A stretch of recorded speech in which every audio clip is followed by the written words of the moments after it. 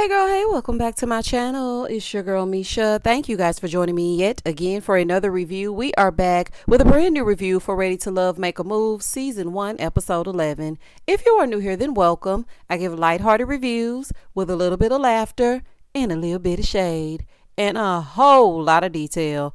If you're back for a second or third time, then welcome back. Y'all, please don't hesitate to like, comment, and subscribe to the channel. Share with a friend. Hit that notification bell so that you will be updated each and every time I upload a video. Now, child, let's get into it if we're going to get into it. When the episode first opens up, the ladies are with Tamika. So Tamika is asking if they have anything they want to talk about. So Zadia is like, yeah, I'm not happy. Now, mind you, when she said I'm not happy, I thought that she was about to talk about the situation with her and Cam. But she says no. She said, I'm not happy. I've been verbally abused and I feel like Sharice has been bullying me. I said, say what now? Now, I know that they have gotten into it a time or two or more than they like to have gotten into it. But I didn't know it was to the point where Zadia felt like she was being verbally abused. She's like, I've been told I ain't ever gonna be your mama ain't your daddy ain't I said, oh, baby, what is really going on? So Sharice was like, yeah, I'm not in a space to talk about that, because Tamika wanted to hear what she had to say. So then she starts telling Sharice, speak to Zadia, talk to Zadia. I'm like, ma'am, we cannot have them talk to each other. Are you listening? She just said she doesn't feel like Sharice respects her and she's been verbally abusing her. So what are you saying? Sharice says she wasn't really prepared to even have that conversation, but then she goes, I thought we were cool. I did. Zadia said, you thought we was cool after you called me a bitch. She said, well, you've called me that. That happened days ago. Sharice, it doesn't matter. It still happened, child. So now they're going back and forth and back. Now, what I really wanted to know is, why is Zadia telling Tamika? What Tamika gonna do? Nothing.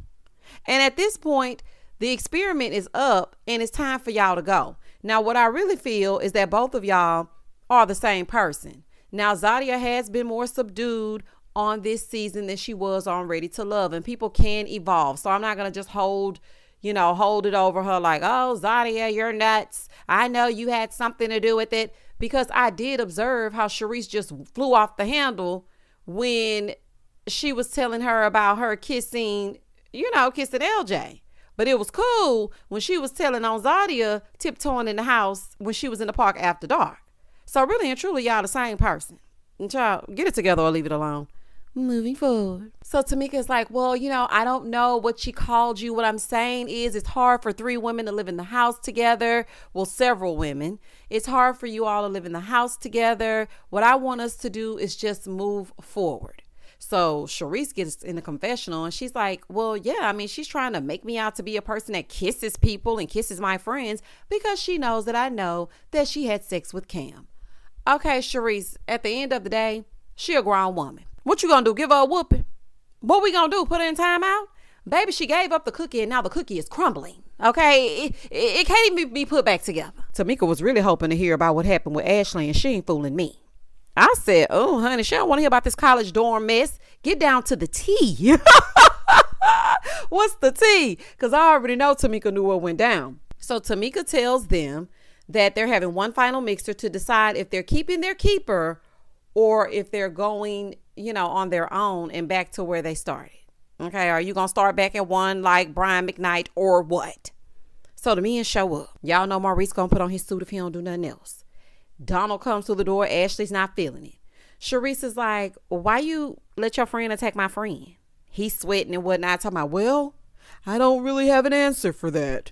He looking crazy. Ashley being dramatic. Zadia pulls Cam to the side. It's giving deja vu. Baby, I swear it's deja vu. How many times are we going to see y'all sit together and talk about the same damn thing for you to make the same damn choice, Zadia, for him to tell you that over and over again? She said what she does realize about herself is that she's a fixer. And sometimes she attaches herself to people. And she does more than she should. And I can relate to that. I really can, because I found myself in past relationships being a fixer. It's like, okay, I get with him. And then, he need a little tweaking. And I just sit there and get to tweaking. I pull my tools out. And I try to build a man. And then when he started malfunctioning, I still keep his ass instead of sending him back to the factory. So they sit down, they start talking. She starts talking to him about the whole time thing and that she doesn't want to force things that aren't there. But of course, she's a glutton for punishment. And so she keeps him. We don't even need to get into any further details. She kept him and it made no sense. Zadia, you get what you get and you don't pitch a fit. Over with Ashley and Donald, they sitting down, they talking. He's asking how she felt about their last 2 encounters. She was like, not good. Like, I'm upset that you didn't defend or have my back. I feel like that is a major red flag.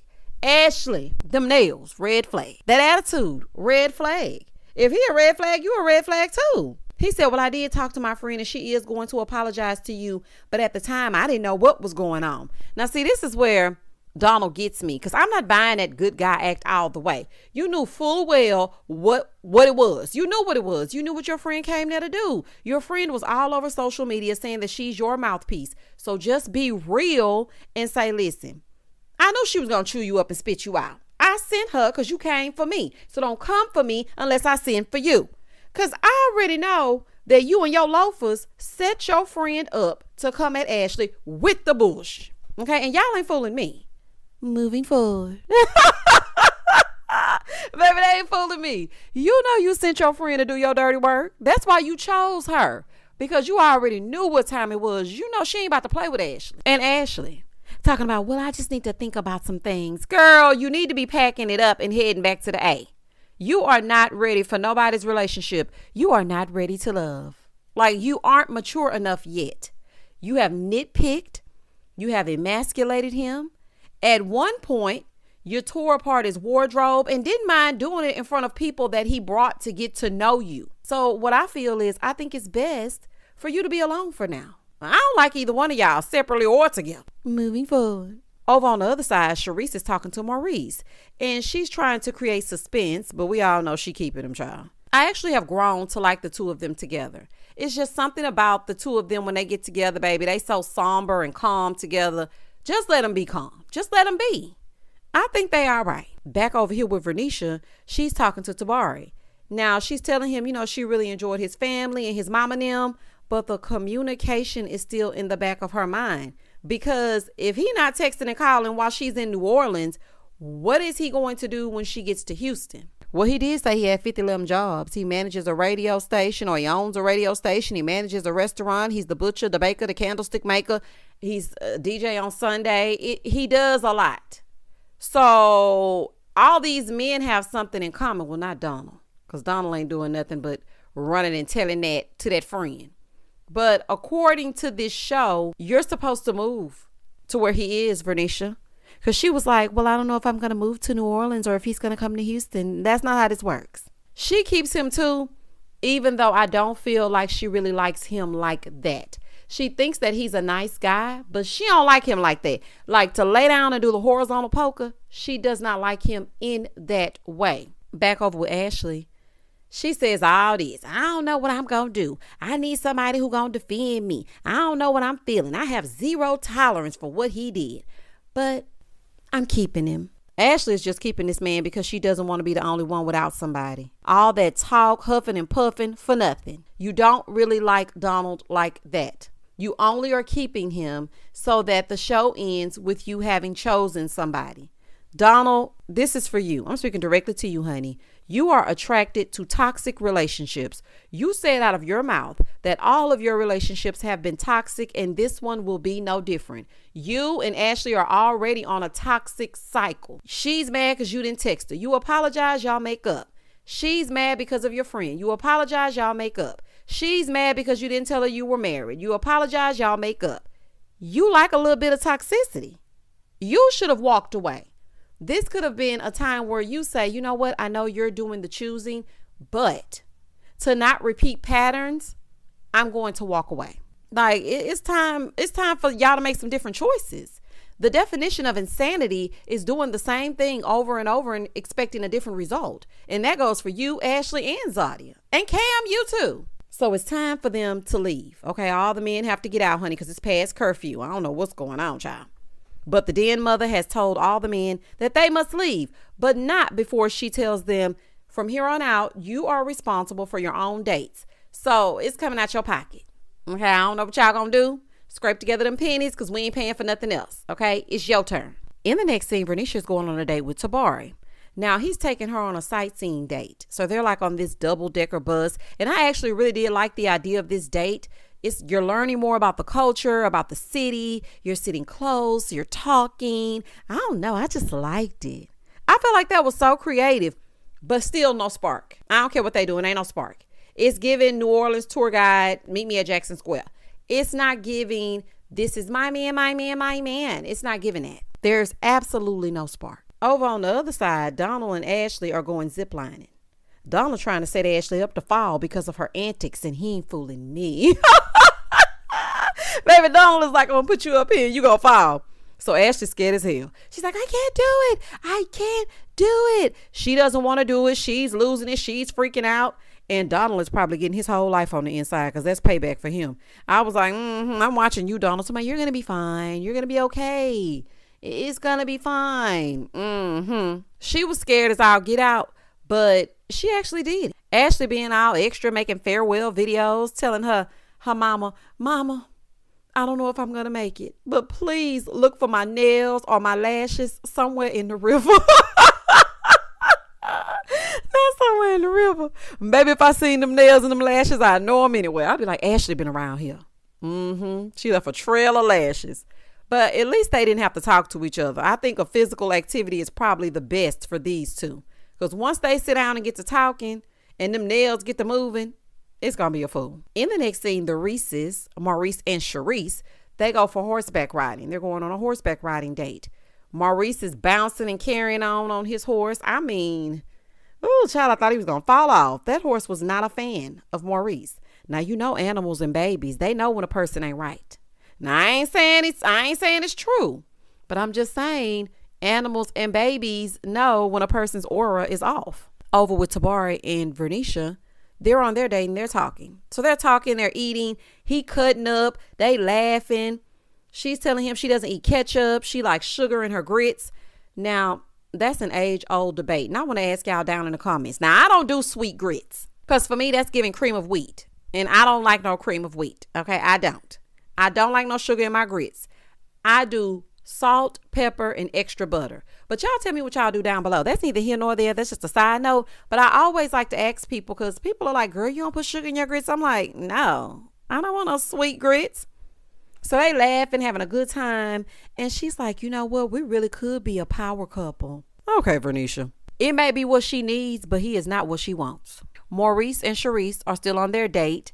And he takes her on a romantic picnic. Maurice looked nice. He looked nice and casual. I really did like his little fit.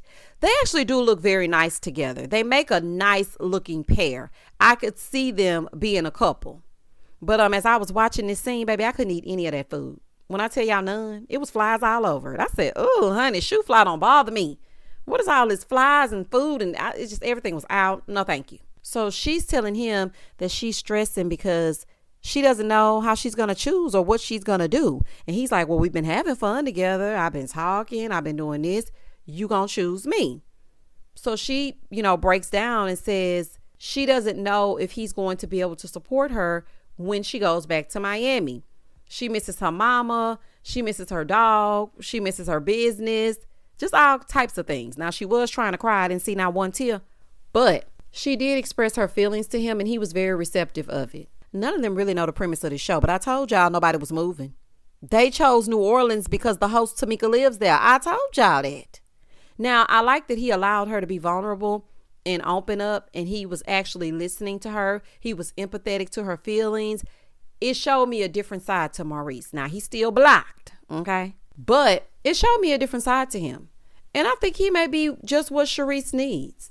Moving forward. In the next scene, Zadia and Cam go on a free date. Okay, he ain't fooling me. He gives her a free photo shoot. Bump, bump, bump, bump. It's the photo shoot. Because, Cam is a photographer.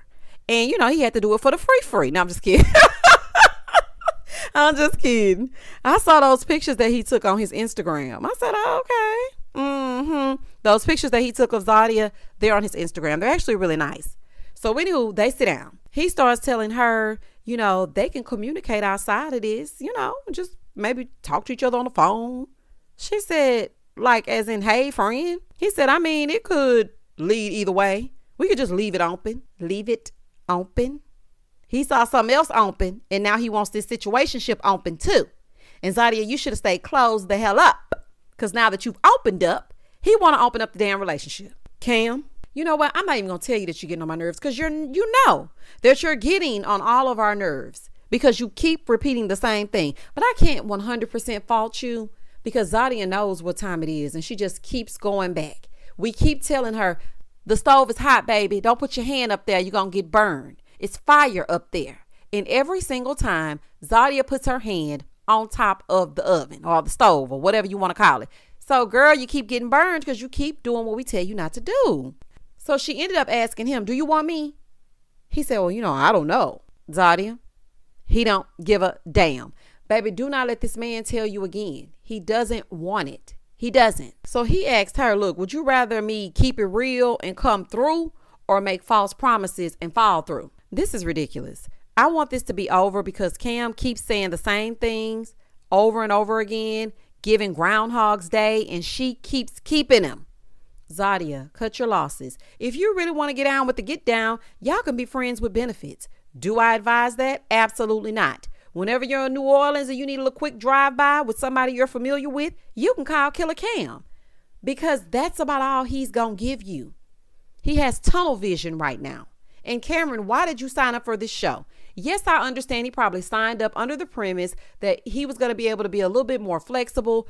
But what I need people to understand is the end goal is to be in a relationship with one of these women. So no matter if you thought it was Ready to Love or Ready to Love Make a Move, you came on here to waste somebody's damn time and wear your Terror Squad necklace so that we could know about your business.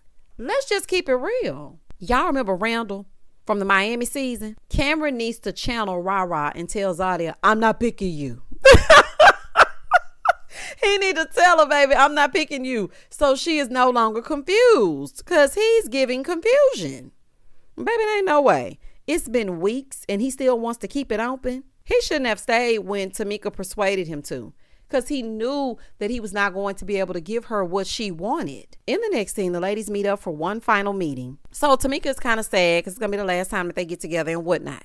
So she's asking about their dates. So Sharice tells her she told Maurice that she had a lot of concerns, but he really did reassure her because there are a lot of things that she has to do back in Miami. So Tamika was like, well, what do you ladies think about Maurice? Here go Ashley. Well, I mean, now that he's talking. Ashley, you need help. You need help. I laughed so loud when she said, now that he's talking. So Vernisha tells Tamika, the date that I had with Tabari, it went great, but I just still don't feel like Tabari is doing enough to keep me around. Vernisha is trying to force it. Vern, it ain't happening. Now, I try to refrain from saying this, but this is what I think. I think that she likes the Joel New Orleans type versus the Tabari New Orleans type. He may be a little bit too straight-laced for Vernisha. Shirt always tucked in. I don't know. It's just something about him that doesn't match something about her. I don't know if I'm making sense. I need somebody down in the comments to tell me if you know what I'm trying to articulate. The two of them do not mesh well. Zadia says, well, I'm just torn. I'm having an internal struggle. I don't know why. Cameron is wasting your time. And you are wasting our time by even telling her anything about Cameron. The bottom line is she doesn't know what's going on because Cameron keeps talking about time. So she doesn't know if she wants to keep him or let him go. Girl, you're going to meet him on the bridge, and that's just that on that. Ashley starts to tell her about her date, and she said they agreed not to speak on the past. I just wish I would agree not to speak ever again. But I was so distracted because Ashley was harping on Donald's clothing, yet this Vegas showgirl dress that she's wearing is awful. Ashley, you are too pretty for this tacky dress. That dress was horrible. Child, it was feathers and rhinestones. I don't know what was going on. So now it's time for their version of meeting on the bridge. They have to let the men know if they're going to make a move or if they're going to move on. Now, when they tell them that they're going to make a move, they have to let them know exactly what that means. But we won't see that until next episode. And that was the end of this one.